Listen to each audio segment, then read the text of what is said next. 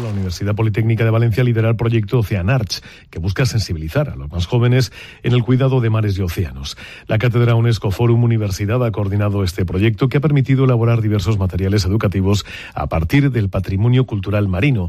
Entre ellos se ha elaborado una guía didáctica que fusiona la pintura de Sorolla con el cuidado del mar o un cuento infantil titulado Blue y sus amigos, guardianes del Mediterráneo. Mavi Vivancos es coordinadora de este proyecto.